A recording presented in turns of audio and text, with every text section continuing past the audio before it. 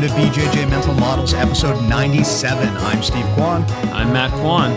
BJJ Mental Models is your guide to a conceptual and intelligent jiu-jitsu approach. And today, a huge honor, someone I've wanted to have on the podcast for a long time, someone who I think his philosophy probably aligns a lot with mine, Mr. Priit Mihkelson, all the way from Estonia. Priit, how are you doing?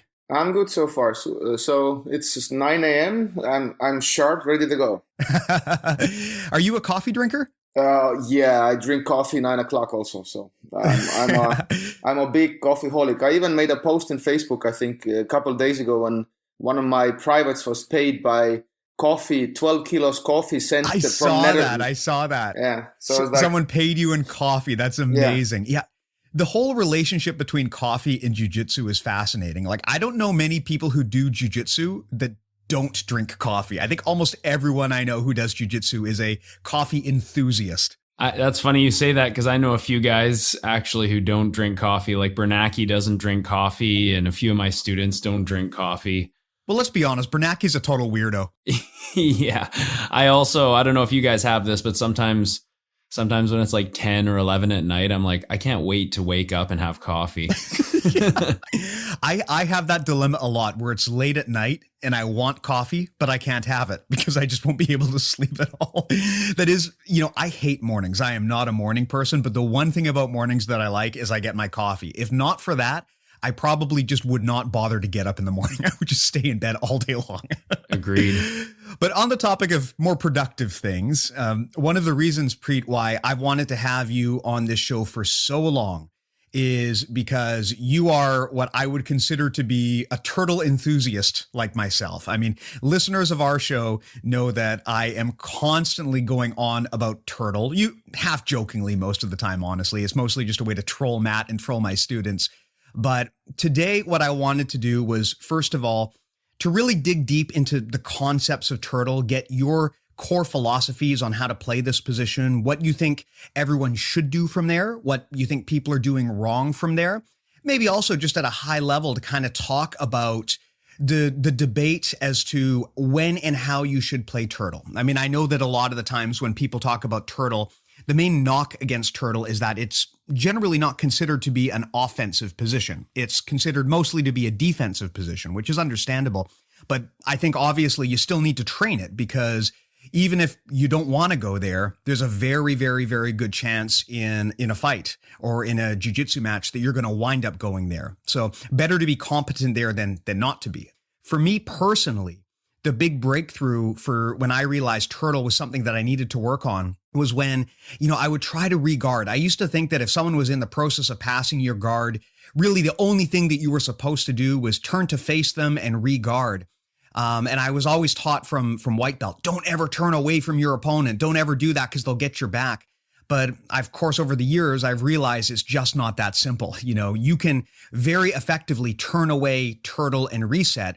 And if your opponent chooses to engage you and actually latch onto you, you have the ability to do a degree of off balancing and actually take control of the position from turtle as well. I mean, not a lot of high level guys do it, but there are people who do, yourself included. And I'd just like to get your thoughts on this position, what you think people should do from there. And again, what you think the main mistakes are that people make when they go there. Well, I will want to clarify one thing, just nitpicking. I consider myself a back forward player. So that means that I try to discover and play all the position that allows me to play back forward. That means we know that there's a turtle, there's an upright turtle, there's a sitting turtle. I guess the running man, I call, you can jokingly call it like a half turtle. And also hawking, that I use that when I little bit turn away from opponents is kind of little bit showing the back. So I'm trying to, I don't know why even, I'm trying to study the game that's people get stressed out when it's mentioned and then so that's, we can talk about a turtle definitely, but I just wanted to clarify that what's my studies, it all started with turtle. So turtle, definitely, I think the turtle gets a bad reputation because the way it's done, and because I would say the way I see it's mostly done, I wouldn't recommend it. And if somebody would play it, I'm talking about elbows on a mat that you usually see, and let's say elbows on a mat. They can be also, let's say, connected. Elbow tips could touch the knees, and then people's, let's say, wrists are lifted so they could protect their neck, but still the elbows are on a mat. Sometimes even the version you see elbows are like forearms are even on a mat, and then the forearms are inside the knees, so to speak, but they're touching the mat, but they're tucked in inside the knees, and then they're like, it almost looks like a good turtle, but it also has its flaws. So I think that's a bad reputation. That's because everybody that does those kind of turtles will get, let's call it, destroyed rather sooner than later. And if there's, ratio of success is low there and ratio of defeat is high, then people will blame the position and they stop playing that. And coaches will tell people that don't do it because it clearly leads to defeat.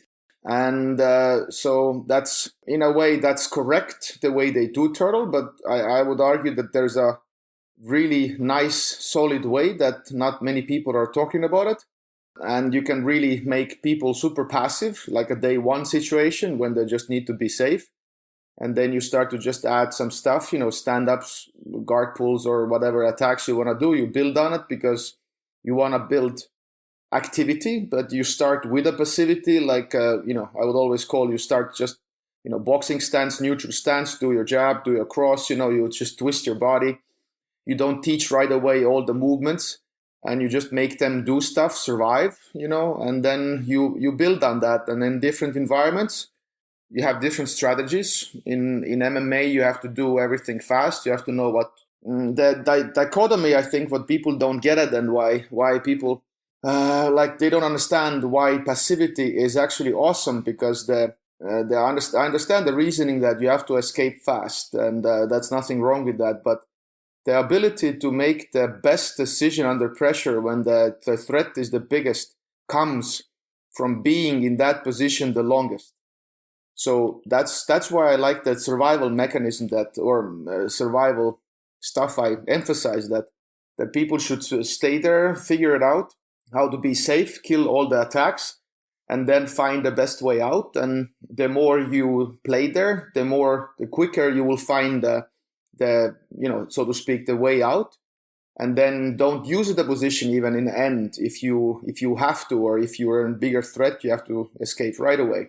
And also you have that ability to be super passive, definitely more in jiu-jitsu, I think. If you're a recreational grappler, you're tired, you just want to survive and get your breathing back, and and then you have your trench, so to speak, and you gather your strength, and then you move on. So it can be used differently, depends. And clearly, I think, like, if you're a fighter, you have to be in that good shape that you will not need those breaks and all those things. But that's a different strategy already.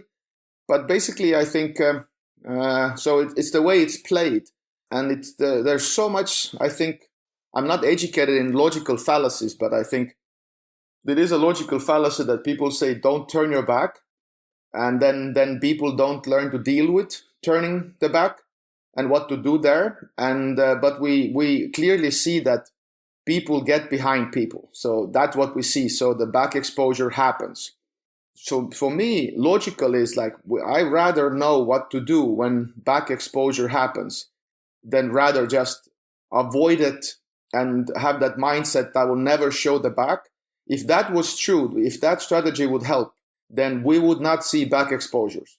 But clearly that's not the case. So I usually don't understand those arguments that just don't show your back.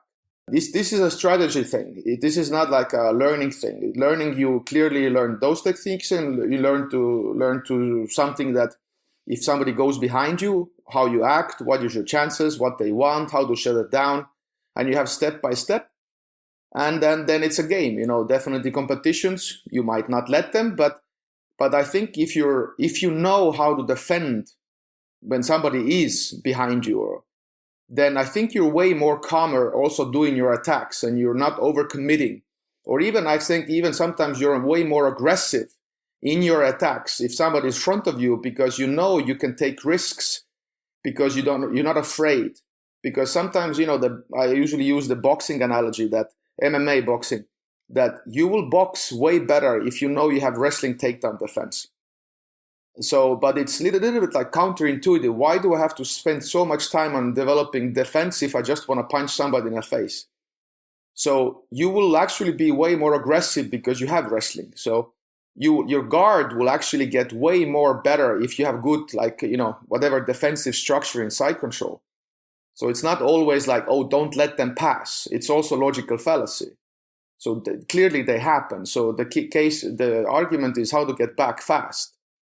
And then all the escapes and how to escape, all those comes into play. So, but I think it's really about the structure. So I don't know if you know how I play it, but I tried all different structures. But the way I play it is right now, head on a mat, and my elbows are in my hip bones, so to speak. They're more out than people expect, but the neck is protected by wrists.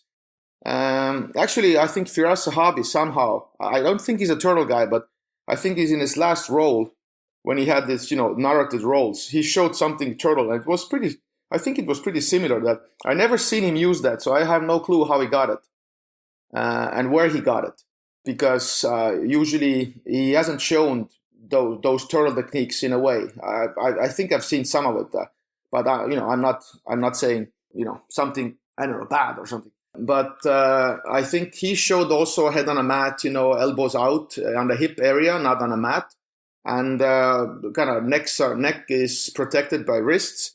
And I usually add right away the head tilt, because the neutral head is dangerous when opponents are left and right, because you can get tilted, let's say, little bit easier, but it's not easy. So that is a structure I usually say people should start. Usually this also happens, I recommend, when opponent is, your opponent is on your, let's say, on your upper back, so you cannot lift your head. So they're pressuring you, they're in upper body. They like anacondas, darces, they like seat belts, all kind of game, Mm-hmm. So, and that is super safe, and I can teach pretty much shut. I know it sounds stupid, but I can show you how to shut down jiu-jitsu to the beginner basically in 5 minutes. It's and you have to go even through beginner using a lot of force. So I think that's a good experiment to have. So that's would be introduction. So let's go from there. Just a quick question, Priit. Did you always gravitate towards the turtle position? Like No. For me, my game has changed. I've trained over a decade, and my game has really changed from white to blue, all the way up to black. And I've played with a variety of different positions. When I first started, it was more traditional closed guard, half guard. Then I started playing butterfly and X guards and things like that. And then as I went into purple and brown, I started doing a lot more barambolos and crab rides and trying to get to the back. And now that I'm black belt, my game actually has gone a lot more into like back to classic jiu-jitsu, like passing with pressure and closed guard and stack passing and things like that. And I'm just wondering, like, were you always into turtle from day one, or what? No. Because it's weird, because, one of the people that I guess gave me information was Matt Thornton. And they always, in SPG, they always said that turtle is a transitional position. But now I know they were, incorrect. Because I think everything you can argue is like mount bottom is a transitional position in MMA, Because if you allow somebody to mount and start punching, that's too late already. So you usually escape in transitions when they go from side to mount or something. But people were so afraid because people had ideas what to do in side control. They had their frames and stuff on a hip and neck, and I still disagree with that, actually, in a certain context. And people knew kind of what to do, and the turning the back was all the from the devil, so to speak. And then if they go to turtle, the way, like I said, the way they did turtle, or everybody did, or most people did, I think, was it wasn't I don't know, it wasn't their fault. I don't know why they didn't challenge the previous information, because it was clearly handed to them I would say in a broken way. And if they would do that turtle, they would definitely be more in danger, and that's why it was called also transitional position. And I was lucky enough that I saw what Tellez did, So I know people's arguments are usually, oh, but Tellus loses fights. And this is like, I think the saying is throwing a baby out with a bathwater, or what's the way? Or, you know the saying. Because, yeah, my Tellus might lose, but, show me the person who's taken his back. Like, there's really very, very, very, very few of them. So he might lose because also Tellus's game is kind of crippled because IBJJF lost all the points from turtles. Because I was seeing his matches where trap and rolls from turtle were 2 points, and that's how he got to top, and then he Kimura people. But so that game was justified a bit more. But these days the turtle is, the points are killed. Nothing works from the knees as points. So it doesn't make sense to have this kind of turtle game. But so it caught my eye that guy was kind of like nobody could take his back. So I think I got intrigued. So what is it? But the way he plays turtle, it's really hard to understand what he does because he plays it kind of open, and I can do the same these days. Because passive turtle, the way I teach it in the beginning, is super boring for me, and I don't get a high anymore. I would use it against some NCAA wrestlers. Probably I would just try this because they're monsters. But against my kind of size, kind of like jiu-jitsu guy, my level, who cares? I can use this, and I play very open because I get a better high. I risk more, and then sometimes I get caught, but I know what I'm playing with because I wanna see how deep the rabbit hole goes. So I was lucky enough that I met a Swedish guy, Eric Linden, and he was really good compared to me. That I didn't have anybody to compare with, but he was really good in turtle. And it was really annoying. And fun part was he couldn't say what was it. He couldn't say what was the essence of his turtle because we tried to mimic what he did and it didn't work. It took way more time and it was very, very detailed.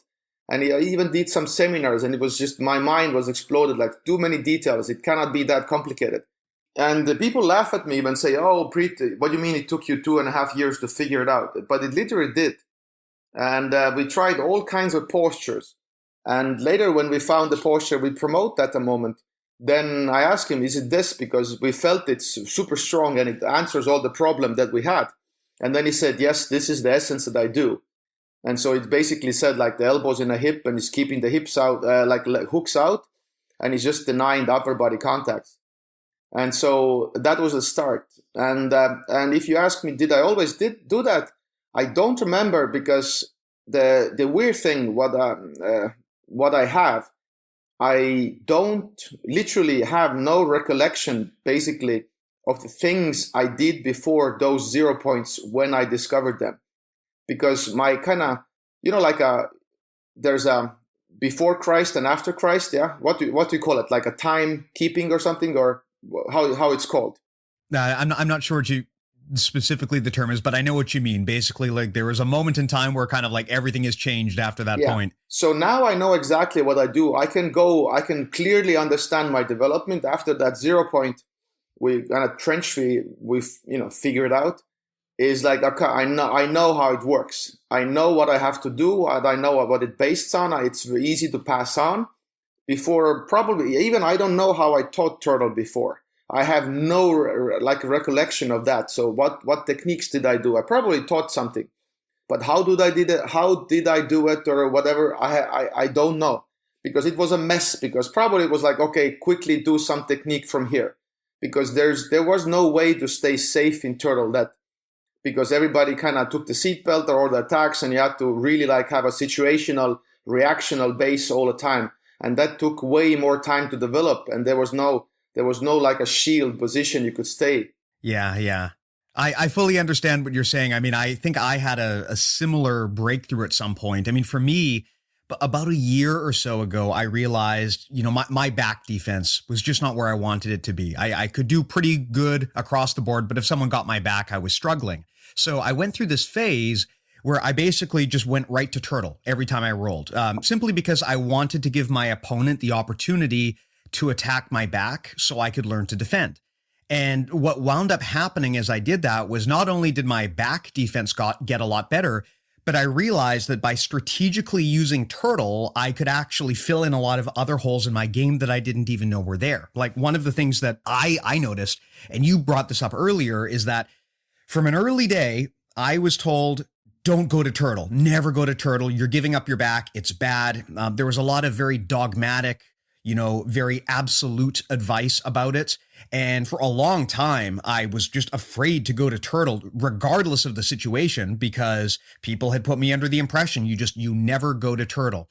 But in retrospect, people were really saying the same thing there that they were saying about leg locks, right? Don't ever go for a leg lock because you're going to give up position. Well, it's turned out that that's not really true, right? It is possible to build a whole system around leg locks. And I think for turtle, there's no rule saying that you have to just like go there and just sit there like a rock and just do nothing, right? I think for me, the breakthrough was realizing that yes, it is a defensive position, but you can take the initiative from there. You don't have to just sit there and let the guy attack you. And something that I know you've said, and I'd like to dig a little bit deeper into, you've talked about the Stephen Hawking, which I thought was a hilarious name, but you're actually the only person other than me who I know that has taught this technique. And that is that you kind of like pinch your ear to your shoulder, for lack of a better term, and you look towards your opponent while you're in turtle. And by doing that, it makes it easier to roll, to regard. It makes it harder for them to get your neck. It makes it harder for them to choke you. Can you talk a little bit about that? I mean, I know it's obviously a little bit hard to maybe describe over audio, but how does that position and the whole bit about bringing your elbows in, how is that different from just the quote unquote old school way of playing turtle where you sort of just like sit there and do nothing? What are you asking now? What we're comparing here? Old school, old turtle and my turtle? Well, what I'm asking specifically is when you talk about like the Stephen Hawking, is something that I've heard you say before. Yeah. What is that detail? What exactly are you encouraging people to do? So that's, these days, we also call it the boxing shoulder. Because, usually if you punch, jab or a cross, you lift your shoulder to your chin, yeah? You kind of keep your shoulders up and you hide your chin. So boxing shoulder is like, maybe more visually makes sense. But this is just the way I turn my head. And I guess if I'm in turtle, if opponent is at my right, I little bit tilt. I don't put my cheek on a mat because my neck is weird. I kind of put my hairline on a mat because that means my neck is strong enough to bear my weight if I have to move on my head. And I don't like to tilt it in a weird way. And then I just turn my head so I can see opponent. And what it does, it makes pulling me over towards them actually harder. People use this all the time. They grab the hip and they, try to crash the hip. I think it's actually very, very hard to do when you have a good turtle to actually pull my hip to the mat. And I would rather fall to a high running man or panda where I will not. It's very hard to make me land on my side totally. I either land in a running man, like if they pull me towards the head more, or if they pull me towards the hip, then I mostly land on similar to different heights of wrestling sit-outs. So if you can catch me on my side, it usually maybe happens in transition, but then we're talking about totally different thing than just killing the turtle. But the head is just... I guess we didn't have a name for long, and I think it all started with Saulo Ribeiro when he was saying something in his old DVDs when he talked about the side control stuff and not giving people cross faces, and he was keeping his kind of head tilted in the side control and try to not give people the easy access to cross face by lifting the head. So it started with that, and then we kind of after all the turtle stuff. We added that detail. It worked wonderfully there. Also, just not a neutral head. If somebody is front of you in turtle, then I use a neutral head, like just normal head. But if you kind of walk around, I kind of follow you always with my head tilt, so to speak. And it helps. And I agree with you that maybe guard pulls are easier, inverts are easier. And if you want to invert away, kind of Granby roll away, then you have to turn your head. So that's the extra move, but I find that tilted default head position on a mat, I think does wonders as a stability. But I wouldn't turn it too much because later, what good turtle actually, why it's necessary is because it's very hard to find out how good back takes works if somebody is not good in turtle, because then everything kind of seems to work. Good turtle kind of weeds out the stuff that you don't have to get good at. And so that's why if I tilt my head too much towards opponent, and then maybe when he does those, what you saw also in ADCC, I think Gordon Ryan and Greg Jones did those back takes against, I think Gordon did it against Romulo. I think he over the far shoulder kind of jumped over, kind of, I call it jab cross back takes. You have to be able to turn your head when they jump over you and do back takes. Even if they have a seat belt, the same seat belt or same grips for a seat belt.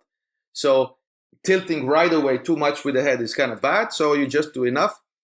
So that's what I call hawking, basically. And it's really a good dark joke, kind of like the guy was a genius, so is this move. And so that kind of seems to divide people who gets the joke and who doesn't.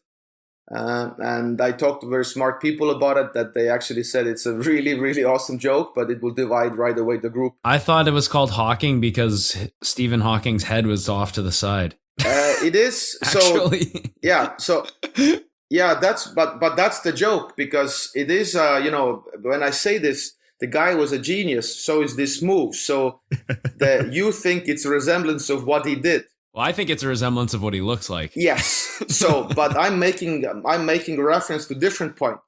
So then, if I say Hawking, people think what you think. But when I say what I say, the guy was a genius, so is this move. So now they're confused. Mm-hmm. Yes. So, and also I've seen, like comedies and stuff in people do, jokes about Hawking and stuff.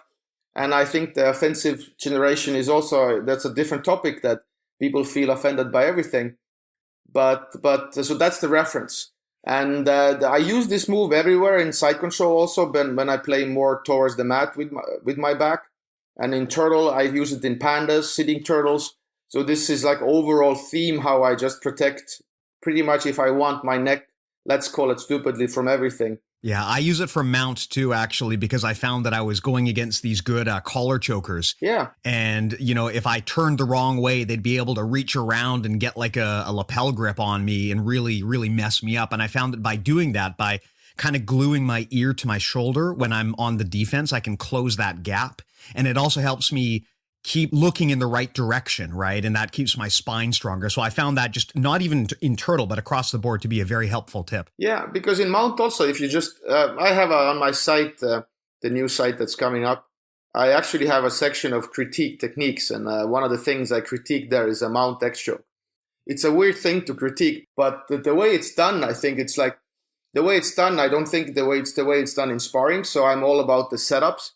So technique might be good, but show me the setups, and nobody has that open neck and you can just get two arms in, and people will not, grab the arm stupidly. And if for you to go to armbar and, combo attacks, and if I just tuck my neck and even baby bridge or do something else with also using the boxing shoulder or hooking, all those things are super hard to do. And I'm always questioning people's setups, because, double leg also works, but show me the setup. So turtle attacks, I'm not saying nothing works, but if I take my passive turtle, in my level, I'm pretty sure I will shut everything down. I'm not saying like a world level athlete that's like, 10 times stronger than me. I can hold my own. I think a minute or something, I would argue. But there is a technical solution to that I actually think that me playing or promoting technical back towards games will actually make attacks way better, because people have less time to attack. And the attack will actually get way more aggressive because you have way smaller gaps to attack. So that's usually the side effect, is when I do my back escapes and turtles and all those things, that people's precision for attacks will get super upgraded, because they're used to playing with people, elbows are flat, open left and right, and they will get their seat belts. And if you try to roll with me or somebody that can do what I do, and getting a seat belt, so connecting your arms, it's a hassle, because I will grab your fingers, like 4 fingers, I will grab your wrist, I will deny all your grips and attachments. Mm-hmm, mm-hmm. So attacking becomes really weird. And getting even seat belts is like an exception. Yeah, I find the exact same thing. And I think that's where a lot of people play turtle wrong. They just kind of assume that you sit there doing nothing and your opponent is just going to hop your back and get the seat belt. And if that happens, you kind of already gave up the first line of defense. When I'm playing turtle, I'm trying to hand fight from the bottom. I'm trying to 2-on-1 grab their hand. I'm not going to let them get a seatbelt if I can avoid it. If they get that, then it's very, very hard to deny back mount, right? Yeah, so so I agree with it. There's deeper layers. So I think people have to have their own choice that what they want to get good at. And if you compete a lot, I understand the arguments that show me people that do turtle and win. But I actually have a weird argument that not many people can, let's say, discuss with me. And I don't know the answer why it's not, because I think actually IBJJF would be ideal rule system at the moment for turtle to thrive, because you can easily avoid 3 points and get to the back and lose advantage and get, let's say, avoid 3 points, give advantage away. But I would say advantage is way easier to get back than 3 points. Yeah. This is something I've never really understood about the reluctance to turtle under IBJJF, which is that if you are trying to regard and you're trying to force a regard when it's just not there, then you're going to be on the defense. You're going to burn energy. The guy's probably going to pass eventually. But if you turtle, you deny them that 3 points. And if you're decent at turtle, you can reset and go back to guard or even get back up to your feet. And I don't see a lot of people who actually employ that strategy as much as they probably should. It's a very, very effective way to, again, like you said, you give up an advantage, but you deny your opponent the opportunity to score those points. I do that a lot to people, especially more aggressive people who are just in a big hurry to blitz. I find that sometimes if the guy really wants to blitz pass you, the best thing to do is turtle away, reset, go back to neutral, and then kind of get into the position you want to do. And it is unfortunate that I think a lot of people, they look at regarding as kind of their only option. But like I said earlier, there is a tipping point with guard passes where at some point you've got to realize, okay, it is no longer feasible for me to just recover guard. This guy is way too far past that. And at that point, sometimes you're better off switching to go to turtle or something and then try to reset from there. What I do a lot is I will go to turtle, and then from there, I'll either regard or I'll push my opponent away and just get back up to standing rather than just hang out in turtle. So I kind of use it as a neutral reset. It's a great way to frustrate your opponent. I mean, again, I would not necessarily suggest that this be your plan A. Like, you jump into a competition and you try to aggressively win by turtle. But the reality is sometimes things just don't go your way and you need to have a defensive game. Like the whole point of guard in jiu-jitsu, it evolved because it was an acknowledgement that, look, sometimes in a fight, you're going to wind up on the bottom. And rather than pretending that that's never going to happen, it's best to have a game plan and a skill set once you get there. And I think turtle's very much the similar thing, right? If you are effective from there, again, it's better to be on top of a guy in turtle than be the turtle guy yourself, usually. But that said, wrestlers have known for ages that you can get a lot done from turtle. So better to train that than not to, in my opinion. I like what you said, Preet, about how, because IBJJF has sort of changed the rules, now turtle is not a scoring position. And you're absolutely right. We've talked about win conditions on the podcast before, whereas in ADCC, if you're on your knees and then you happen to reverse the position, starting from the turtle position, you still get the sweeping points, I believe. So that is something that I think IBJJF, it's a rule that I'm not a huge fan of. I don't like the rule of you need to have a guard before you can get awarded sweeping points. I understand they want to put an emphasis on the guard, but like if I'm in bottom side control and I do a reversal and I end up on top side control, I still think I should get rewarded for those points. And that's what they do in ADCC. I do think there is value for sure in the turtle in that you can avoid getting points scored on you against like a good passer who's deep in their guard passing phase. And then you come up to turtle. Now you're in turtle, you're down an advantage, but it is definitely better than losing 3 points to your opponent. But my main thing, again, I'm one of those guys who thinks the turtle is like, just like all positions. I think all positions are important. I don't put one in front of the other. I think it's very important to have a strong turtled position. So it's not necessarily an argument of, is the turtle a good position or is it not a good position? It's definitely a good position. It's good to know that what to do from there. You spend a lot of time on this episode talking about like just correct body positioning and how you like to play your system. That's really important. But my thing is I want to minimize the amount of time I'm stuck in defensive cycles and maximize the time that I can be in an offensive cycle. And the rule of, don't show your opponent your back. Yes, there are exceptions to this, but I do think generally as a rule, when you're going against really high level guys, or especially in a context, let's talk about the context of in a competition, or even like MMA, for example. I know you teach MMA and what have you. So in the context of a competition, I still think that rule is generally pretty solid, because showing your back and hanging out there is not necessarily what I would recommend against like a Gordon Ryan or any world-class black belt.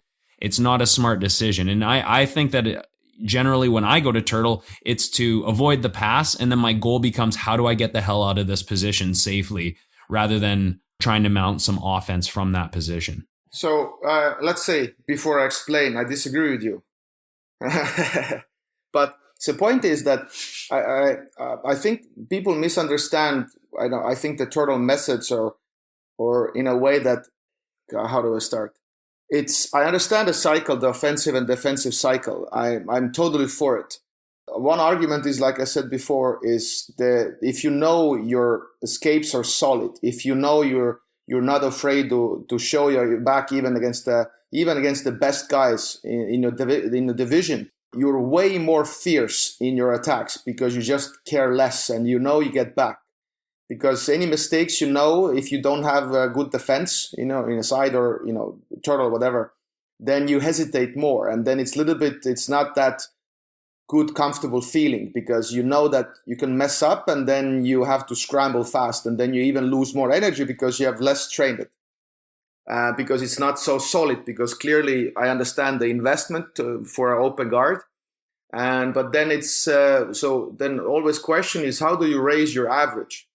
That is 5 centimeters benefit added to your open guard, or 20 centimeters average, whatever I'm using the centimeter measure, benefits added to your turtle inside. I think you can raise the average like this, that there's certain like a point that making your open guard even way more, better, doesn't give you those, bang for the buck. And there is maybe makes sense to show your back. Develop your back escapes. And clearly what people do, they train back escapes and even side escapes compared to how much they train their guard or attacking game, as not as much. And when somebody passes their guard, their person that's in top fighting totally different person in bottom now, the level is totally changed. You can be like a black belt in guard and then purple belt in escapes. And then the top guy is a black belt in attacks because he's used to being a top. So it's not an equal fight, and then becomes a really scrambling. I have to get out, but all the techniques are not well trained against those kind of timings.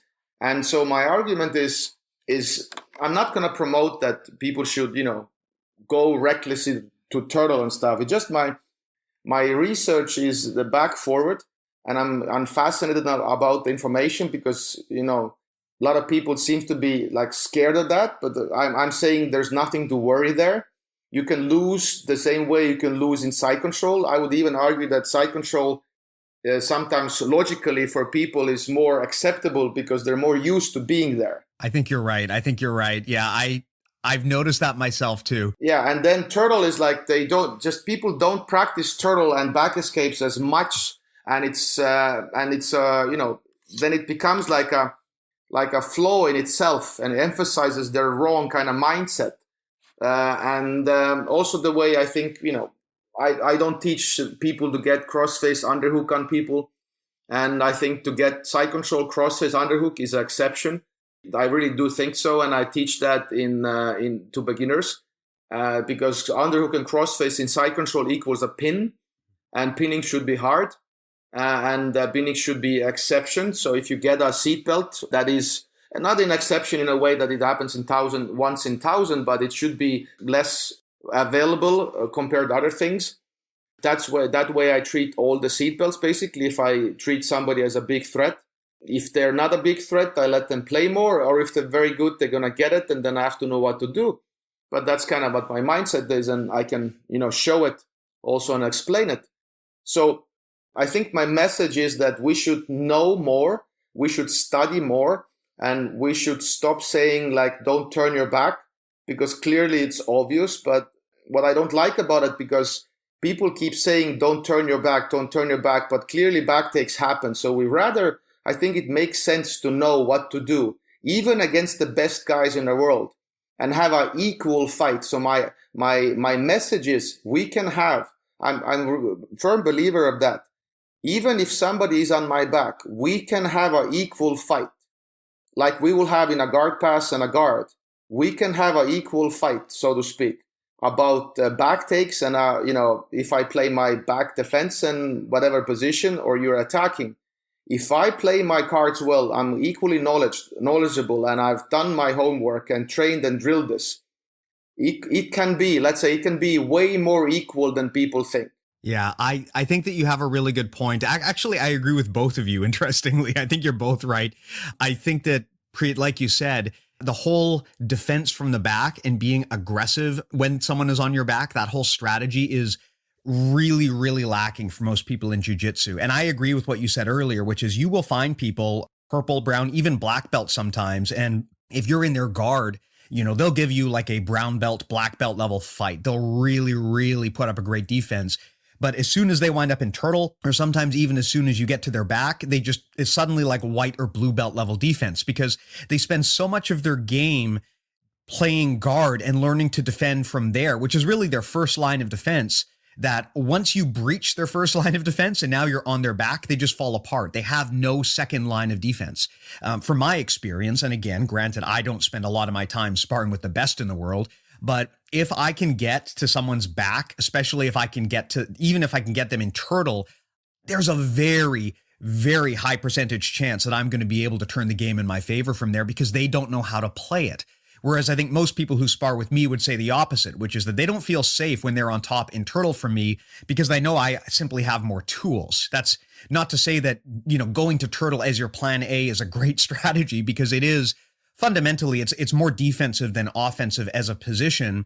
But the ability to go there and to reset and get back on track, it can really frustrate people when they don't expect you to do it. It is unfortunate, like Matt pointed out, that under IBJJF, you can't score sweep points from turtle. If you could score sweeping points from turtle, I think you'd see it played a lot more. But the fact that you cannot score sweeping points from turtle, I think, is one of the main knocks against it if you're playing under that rule set.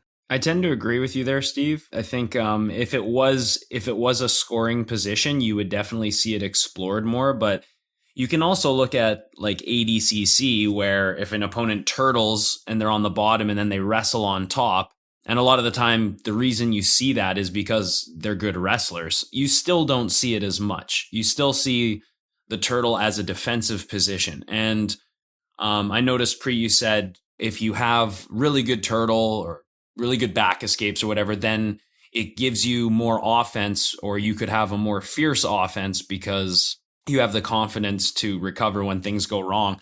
But I don't necessarily know that those correlate to one another. I do see your logic that, you will take more risks should you be able to, if you know that you can escape. But that doesn't, when the clock is ticking and you're still getting scored on, whether it's advantages or points, it's still not an ideal situation. My argument is that at the highest level, when you're going against black belts in the adult division or whatever, or you're at an ADCC, time is of the essence. And a lot of the time it turns into a fight against the clock. If your opponent scores on you, now it becomes a fight against the clock. So getting out of turtle, getting back into a situation where you can score takes time, and it's difficult to be able to, again, turn it into an offensive situation. My whole thing is if you have a game where you are confident because you have good defenses, again, you're almost training yourself to be defensive, because what really is more important, I think, is to have such a strong offense that your opponent never can put you into a defensive position. So if you have like a reactive game that I'm fine with going to turtle because I know how to fight my way out of there, that's great, as long as, I'm assuming you can score from there. But otherwise, your main options are get back to guard and sweep, or get a reversal and then pass, which I think is arguably harder than sweeping. So when the clock is ticking against you and someone's on your back, let's say they can't submit you because your turtle is so tight they can't submit you. They're still winning. This is still a situation where you're stuck in a defensive cycle. And I think having a better guard where you're being more offensive and causing pressure and off balancing, that justifies to me more, okay, I'm willing to take the risks rather than just having a great defense. Because if you're just going to take risks and be more aggressive based on the fact that you have a great defense, that is important to have a great defense, but in a way you're kind of setting yourself up to be put into defensive positions. But I don't know why we're arguing about this, because I would do the one example more. But I don't know how I come across in that sense, because I'm not saying you have to go to turtle and stay there. I'm saying, like, if you have defensive stuff, if somebody threatens your pass, go to turtle, escape, split second, get back to the guard. I'm not.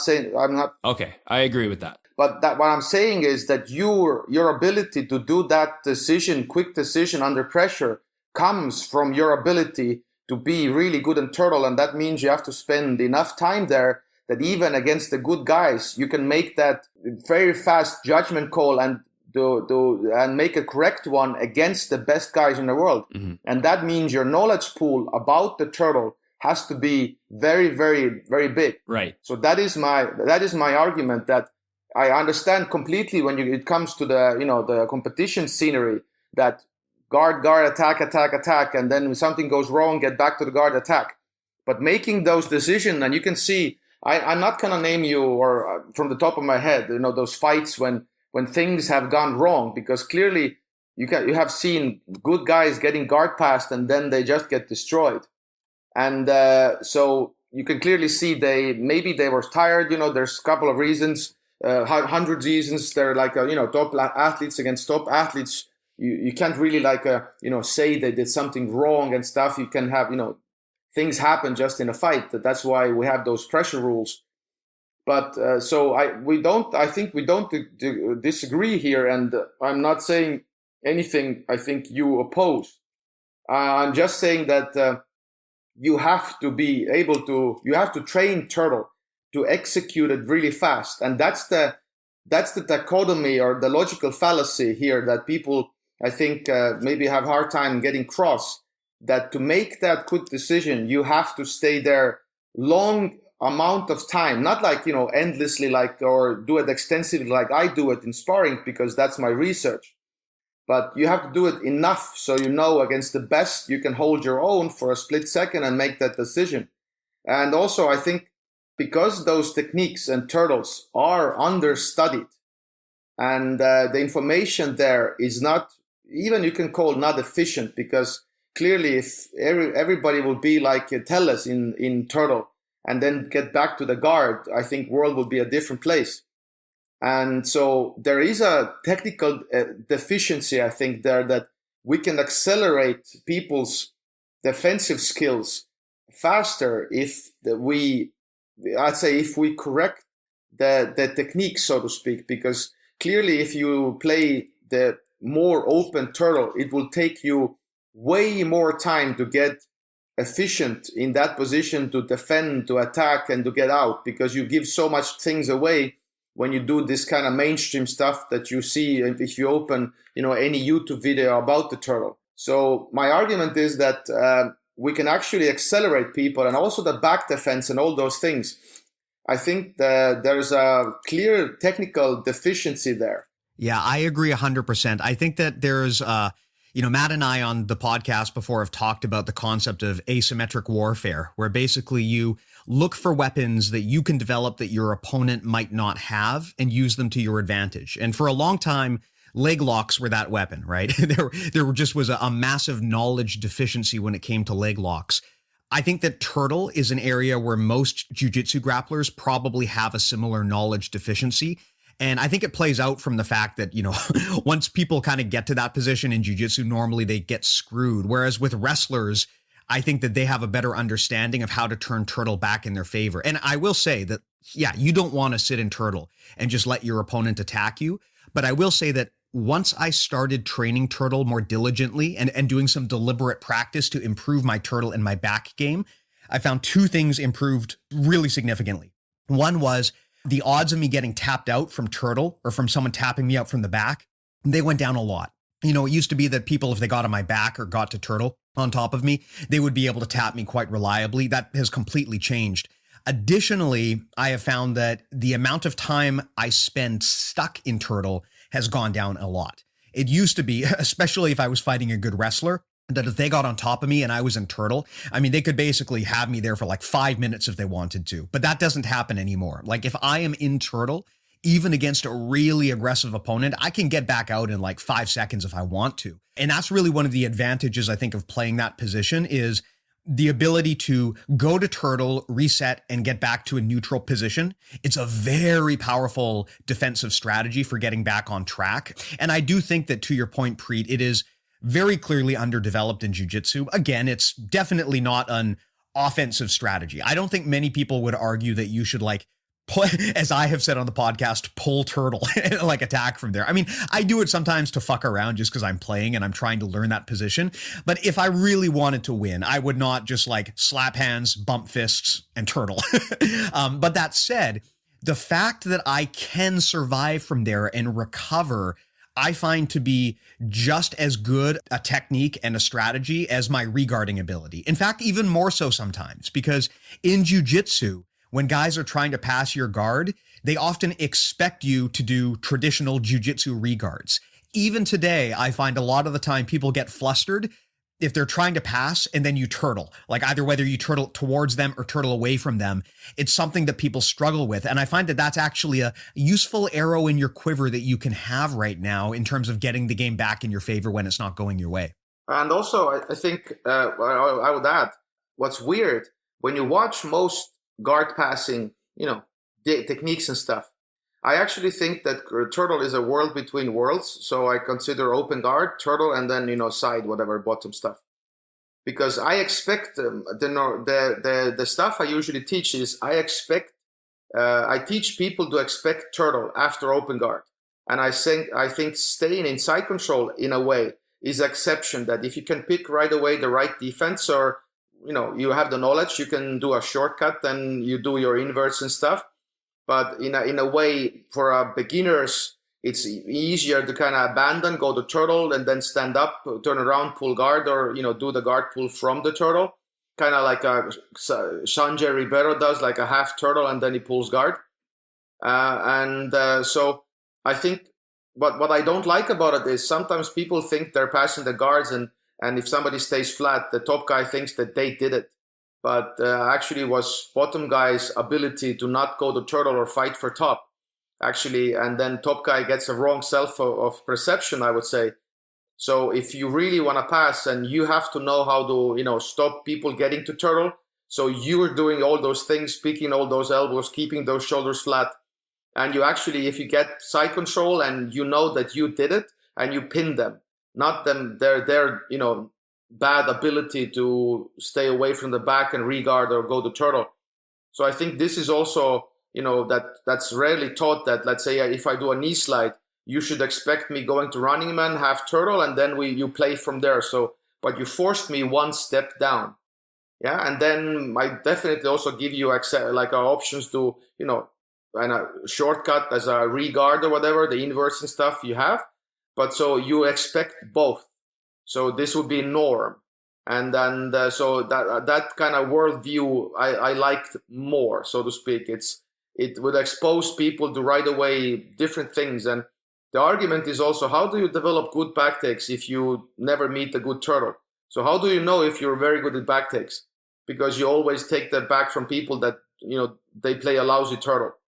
So to really actually know how the backtakes work against a good turtle, imagine you would have a Tellez in your gym.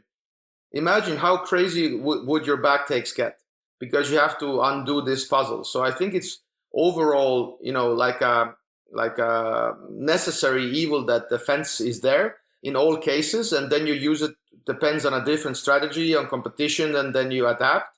But as a knowledge, it's there, and then you use it accordingly whenever, whatever rule set you have, ADCC, MMA, or whatever.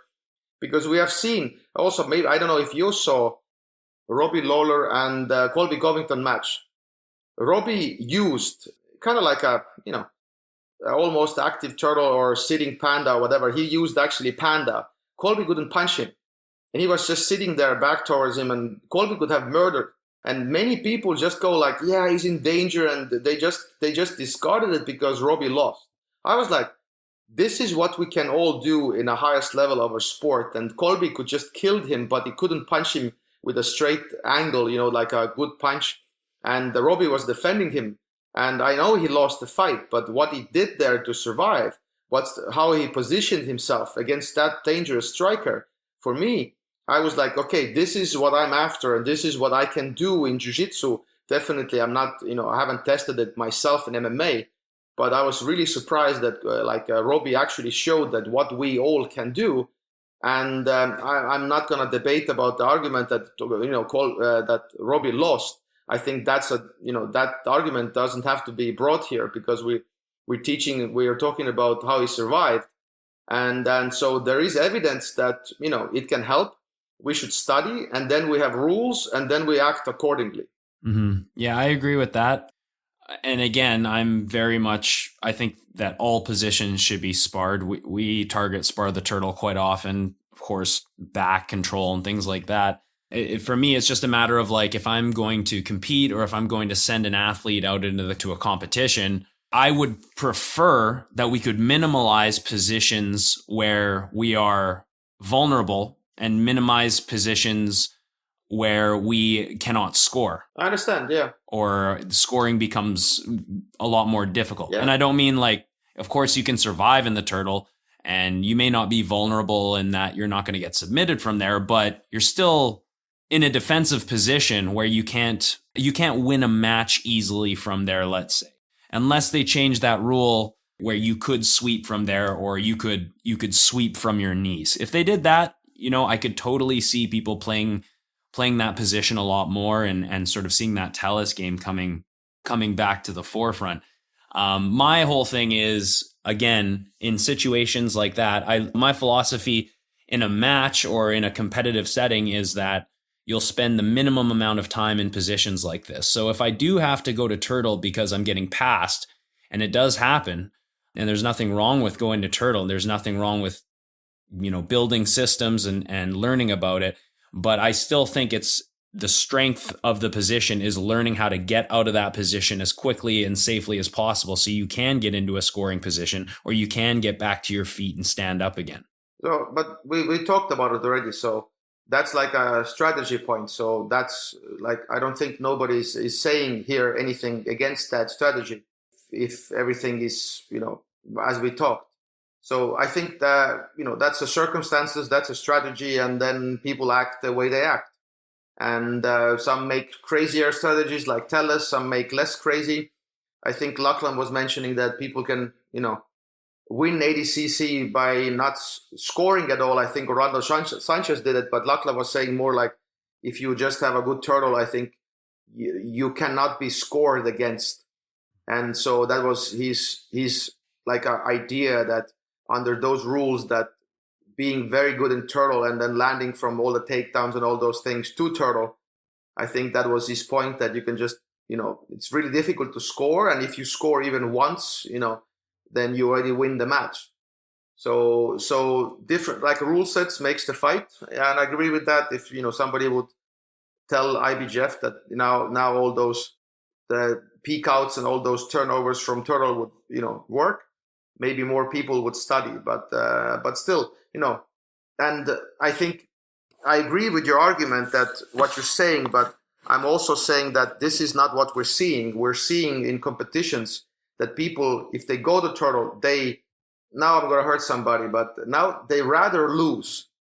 If they go to turtle against good people, it's in very many cases, the match goes a little bit downhill more than it has to. Mm-hmm. And my argument is that's for the reason that they train the escapes less than other people train attacks. Yeah, I agree 100% with that. That's, like I said earlier, there are a lot of people who when they're in guard or when they're on top, they're fighting at brown or black belt level. But as soon as they wind up forced into turtle, suddenly they're fighting at like blue belt level just because they've neglected it. And I would say that it's true. There are not many examples of people who like pull turtle and win fights that way at a high level. And you would expect that because it's not an offensive strategy. But there are definitely examples of people whose effectiveness at turtle has saved the fight for them.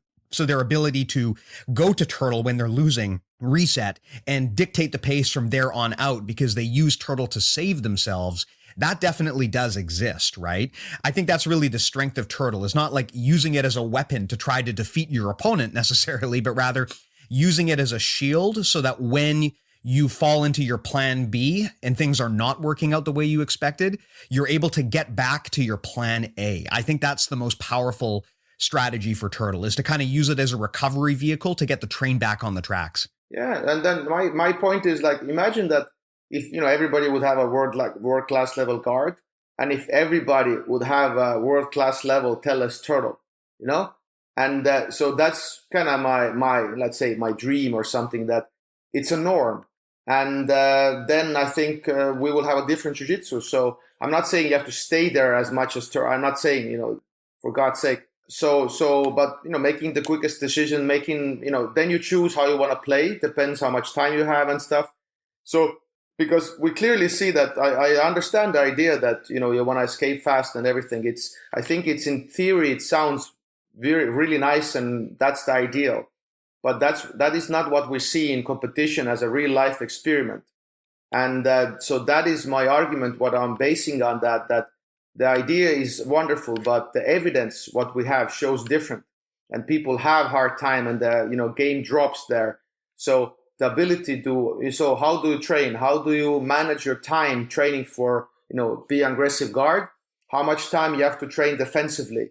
Clearly, if defensive knowledge is more developed, more fine-tuned, more accurate, you would have to spend less time doing those defensive stuff and getting really good. So I really think that information deficiency and kind of unfunded research in that sense, motivation of people doing that makes it even harder to get really good in those positions. And even if people don't want to train them extensively because they clearly see a value of investing to the guard, making that better. So it's like a, I don't know, can I say it, like a double-edged sword? It's like or maybe it's not a good reference, it's hard anyway, defending like this. And when you don't have a good system of defense and turtles available, it's extra hard, Mm-hmm. Yeah, it's like the saying goes, a chain is only as strong as the weakest link. Yeah. And I think for a lot of people, their turtle defense and their back defense is their weak link. And again, I'm kind of bringing up this example again of how many years ago when leg locks started evolving like crazy, that exposed a massive deficiency in people's games. And for a while, leg locks were like a cheat code. If you were even just like a moderately competent leg locker, you could take out black belts left and right simply because of the knowledge gap. There was a huge hole that was exposed in the knowledge of most people's games, even at a high level. I think turtle is a good example of that, because I've noticed that even very good competitors and even very good grapplers, when they're in turtle or in positions like that, they make mistakes that I would consider to be rudimentary. They're not sufficiently defending access to their neck, for example. And that's one of the things where you were talking about, like the boxing shoulder. Very, very critical from there. In fact, a lot of the submissions I get on people are when they turtle, because I can force them to expose their neck when they don't want to. They just don't have that knowledge of how to defend from that position properly. I see people trying to do very base level sit outs and stuff, but that's not going to work on me.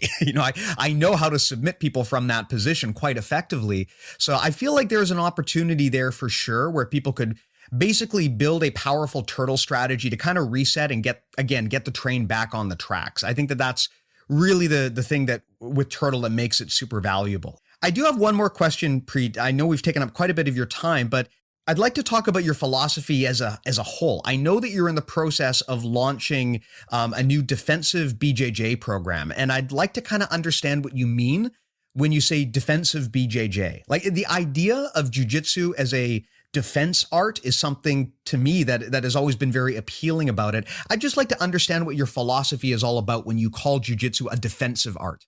I think defensive BJJ, what I mean by that, so if I will study it from the point of defense. So the site is about, okay, how to get out from side control, or, how to defend stuff. I don't think it's completely like as a style, like, that this site's not going to be the way I roll. It happens to be like very fundamental for a lot of people because I'm studying how to teach it, so to speak. And but the site's going to be a defensive side of BJJ. So not the style I promote, because clearly this is my interpretation, the way I roll, and I'm not going to create clones by advocating that. I'm not that stupid, but I'm really going to talk about defense because you have no idea how it stresses me out to see what's going on in YouTube and how people treat, how they show techniques, and all the back takes and stuff, because clearly things work, but my argument is they should work differently when you would meet a good defense. And we should know that, how to do it. And so the site's going to be, the turtles, the pandas, the side control stuff, how to escape, I guess all the possibilities. I guess in later, so also, the guard retention, back escapes, armbar escapes, submission escapes. And so I'm studying or investigating jiu-jitsu from that perspective, because I think it's understudied, first of all, understudied field. And if you want to go like, okay, show me anaconda escape system, that I can pass on, not some feeling-based thing you like to do yourself. It's actually very hard to find a valid information about systems. So that's also my research, that I'm doing that. I'm trying to find out. I'm trying to build a system people can replicate, then do it themselves. It's not going to be feeling based that I like to do this timing and this is what I pass on. I would like to have like early, mid, and late timings, and then people can make a choice. And this is also one way to really understand attacks. So when I'm talking about defensive BJJ, because I'm going to the market I don't think there's much competition there. Because clearly people have defense, I'm not saying nobody can, but I think it's very scattered compared to how thought out guard passing and guard example is. Mm-hmm. And when you get people to side control, they basically have bridge and shrimp, and this is what they have. And then it's some random escapes in YouTube. You can find people do this and that, but it's not that systemized as you can see. Maybe like I said, guard, have grip changes games, and you have this and that, and guard passing sequences, and everything is so thought out compared to defensive stuff. It's like it's just people, I don't know, I don't say they don't care, but I don't know why it's not a fascinating study, because I clearly in my mindset, I would say what I also ask as a trick question usually from people when I do seminars is, which superpower you rather have? You can submit everybody, or nobody can submit you.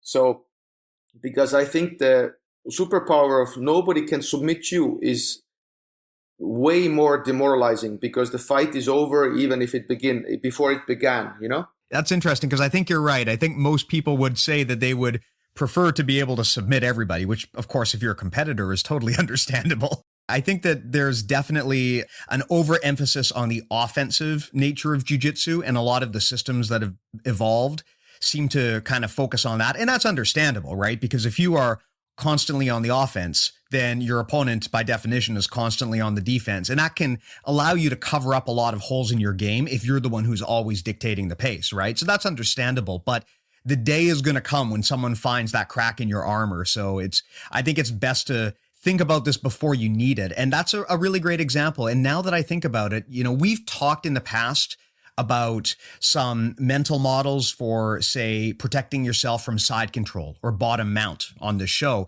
But you're right. I'm not aware of anyone who's ever really explained concepts for things like, how do I get out of a head and arm choke, like an anaconda choke or something? I mean, I've got a few techniques here and there that will hopefully work, but the reality is I don't have a full escape system for that kind of situation.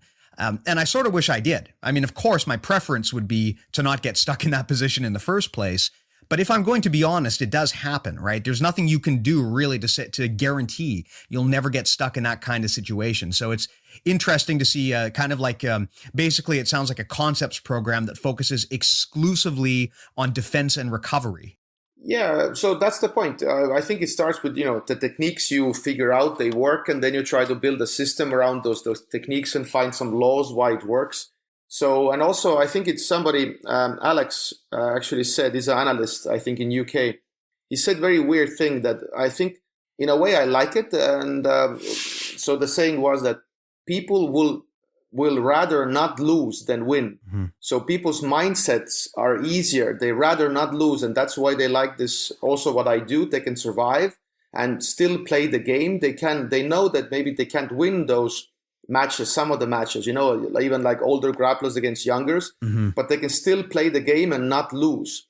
And this people are very much appealed, or they're drawn to this kind of mindset, because that still allows them in somewhat play the game, because I think this site will, will mostly help recreational grapplers. And I hope even, some everybody else also joins in that sense in some way. So that's actually a really, really important thing to say, and something that I think often gets lost in the shuffle when we're talking about jiu-jitsu. Like a lot of the innovation that happens around jiu-jitsu is done so for the sake of competition, right? And in competition, the idea is you're a fully dedicated top-level athlete and you're going into what is effectively supposed to be a fair fight.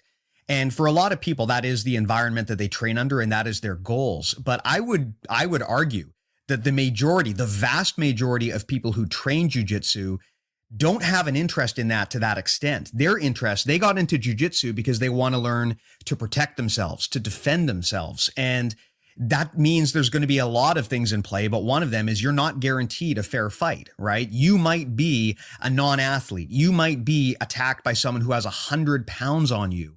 And you might not want to actually hurt this person, right? I mean, in a street fight, if you get someone in an arm bar and they don't give up, what are you going to do? Right. Or, you have to take these things into account. So I think that that's one of those things that, going back, the Gracies always said about the art, which was that it's about survival first. I think it was Helio who supposedly said that as long as you don't lose, you will eventually win. That's maybe not the best mindset if you're going into a UFC fight, but in reality, in terms of protecting yourself, I see the appeal of that mindset, right? If your goal is to basically be unkillable and untouchable no matter what, I can see why you would want to stick to that, especially if, to your point, if you're a 50-year-old black belt who's not the biggest, not in the best shape, if you wind up in an altercation or you're training with someone who's a lot bigger, you might have to accept the fact that your game is going to have to be primarily defensive. And that's a very different mindset and skill set from what I think is considered at the competition level. I mean, obviously, if you are a top-tier competitive athlete fighting other top-tier competitive athletes in your weight class, there's a different set of considerations, and that needs to be taken into account. But I think for the casual grappler, I think that what you're proposing is very much in line with what jiu-jitsu was originally advertised as. Yeah, it's because I think, the what's the name, Gracie and Galbao, Runer Gracie, always forget pronounce his name. So they had a, super fight in Metamoris, yeah? So clearly it was a draw, but because Galbao couldn't beat him, and I don't like the claim after you survived, and then you say, oh, I kind of won. I don't like those things. So that's why when people say, oh, but that people treat not losing as a win, I clearly think that that's not the discussion we should have here, because I'm not for it. But as a recreational grappler, when you roll and enjoy the art, I think it's way more enjoyable for staying or sticking around for jiu-jitsu when you can just survive, and keep your trenches and not lose and keep the game going, and then finally start to bite back more and more, than just always getting tapped left and right and you don't know what it is, and you just usually I say that then they tell you to enjoy this, But you can usually just, not lose, survive, fight for, the underhooks and stuff, and don't get submitted. And think for beginners, it's very valuable. And then the more you learn to attack back. But I think clearly we see even in top level, matches, people get side controlled, and clearly giving up underhooks and all those things matter also there. So those bad positions happened. Mm-hmm, mm-hmm. But so that is my argument, that, I'm teaching people to, play it longer, or even attacks will happen. It's harder to attack. So you have less time to make a right decision how to get out, because the way I play side control, like I said, I treat it like it's not even a side control, I think, because you're not getting an underhook on me, and those side control positions, usually people are expecting to get, they're not there. So it's kind of like a side retention stuff. And then, then I give myself more problems. Then, maybe Kimura grip happens or seatbelt happens. But as first layer, it's like a little bit like a side guard or something. I don't know. Yeah, I know exactly what you mean. I've seen Matt do this too. And I think that's really one of the key things you notice once you start fighting guys who are at like black belt level, is that they don't just let you get side control. There's kind of like an intermediary. It feels almost like a side guard. Like, yes, technically you're past, but you don't have anything yet. They're not giving you the head control. They're not giving you the underhook. They're not giving you the ability to basically get chest to chest and pin their shoulders to the mat. So there's kind of like this intermediary phase where if you fail to do that, yeah, technically you have side control, but you're not going to be there for long. And the mistake I think a lot of people make, especially at the junior level, is once the guy gets past the legs, they just kind of give up and let them finish the pass. And at a high level, you don't do that, right? There is that intermediary kind of like it's not real. I wouldn't call it a guard because your legs aren't in play, but there's that recovery window where you don't give the person the crossface, you don't give them the underhook, and they still have the opportunity to recover and restore guard. Yeah, so that's, I call it really early. So early thing to do actually, and then everything worse happens. So I think escaping is then fun, and it's part of the game. And I think this is all observational also. This is a lot of things I do. I've seen good people do in the matches, in EBIs and all those things. And then I see people just do random things, and I don't see they having a system about it. And they sometimes can't talk about it because they don't know. They just do something that feels good. Even I saw Carlos Machado, I think the oldest brother, when he played, he was in Iceland a couple of years ago and did a class also, and then he rolled later the class with some black belts. He used turning away position, as I call hawking. He was using this, and he was controlling the wrist the way I control, and he was saying that he doesn't like to be flat, and he controls the arm, and then it allows him to stand up and everything else. And people were watching me like, Priit, but this is you said what you talk about. And I was like, exactly. And now when he says it, you guys believe me, So it's just, but I know that good guys are doing that. Also, let's say Machado people asked him, like, show me, like a annoying move you like to do or something, And then actually Machado he's stacking in close guard. Machado was like, okay, this is the way I like to kill any guard. He was grabbing the lapels. I usually don't like to grab lapels. I grab the bicep area, in gi and no gi also. But he was stacking in close guard, and he was saying like, he was, butt up and head forward. And he said like, this is the way I kill any guard. And then if they push me, I stand up, whatever. And so I just did my stacking guard or close guard top section just before that, some classes, and people were looking to me like, Priit, but you also said about this, their eyes were saying those things. I was like, exactly. Now, if Carlos says that, now it's okay. People believe, Mm-hmm, mm-hmm. So a lot of things that I do and promote, I've seen good guys do.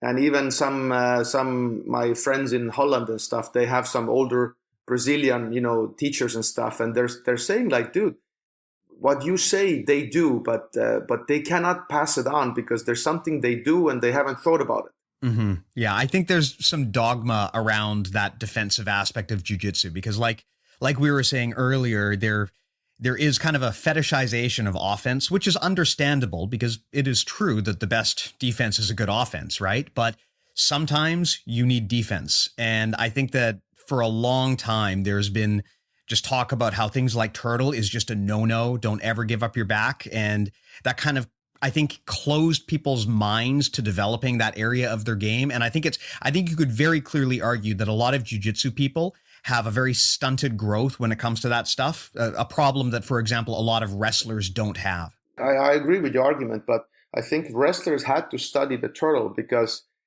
they don't have a guard, because right away after a takedown, they can't, do inverts and end up in a guard. and fight from there. They have to go belly down, and then they have to get back up. So they're forced to overstudy the turtle because that's their only option. Exactly. Yeah. In wrestling, the rule set is such that because back attacks and chokes are not a threat, but pinning is a threat.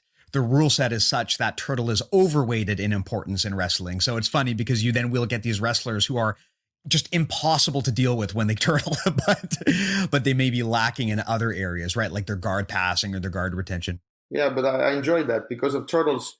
Because of wrestlers, we have nice knowledge about how they move, and we just have to adapt it a bit to jiu-jitsu. But because of their studies, and I think it's wonderful because I think even some wrestler said to me that I think their escaping percent from turtle when they do stand-ups, I think it's 60 or 65%. So it's way more than higher than luck because they train it extensively, and even the guys that are behind, they can't keep them there or take them down again because they train it so much, because also their incentive is there because they get a point for it. Yeah, makes sense. Well, this I think was a really comprehensive chat. Thank you, Priit, so much for your time. Any closing thoughts or ideas that you want to share before we wrap this up? No, I really appreciate that you guys took me on. And I really was surprised when you said that this was the chat you wanted to do a long time. So I appreciate that opportunity because I get way more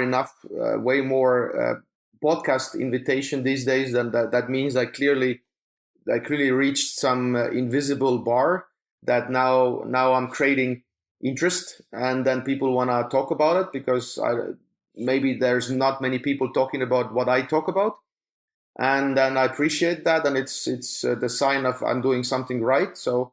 And I'm appreciating that you guys letting me in and letting me to expose myself to your listeners, and so I can continue my work, and they can get access to my work and know about me more. So I really appreciate it.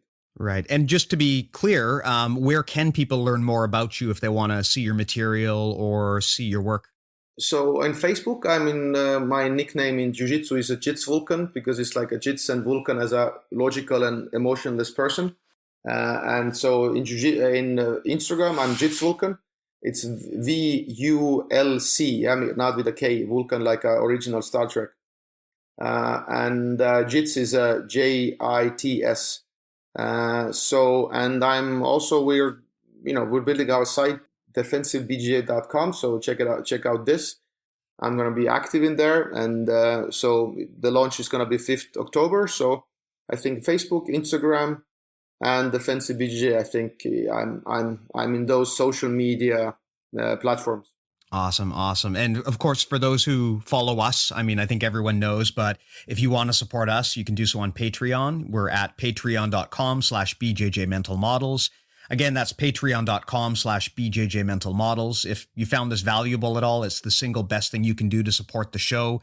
We also offer a ton of premium stuff, direct virtual coaching, narrated roles as well. We will make it worth your while. So again, please do consider supporting us there. Greatly appreciated. Priit, again, thank you so much for taking the time to talk to us. Probably time for all of us to go top up our coffee. Yes. I will leave you to it. Thanks a lot, Priit. Appreciate you coming on. And I hope to visit your gym one day when this pandemic thing finishes up. Yeah, always welcome. We have a big gym, so lots of room. So anytime. Beautiful. Thank you, everyone. Thank you. Talk to you guys next time. Bye.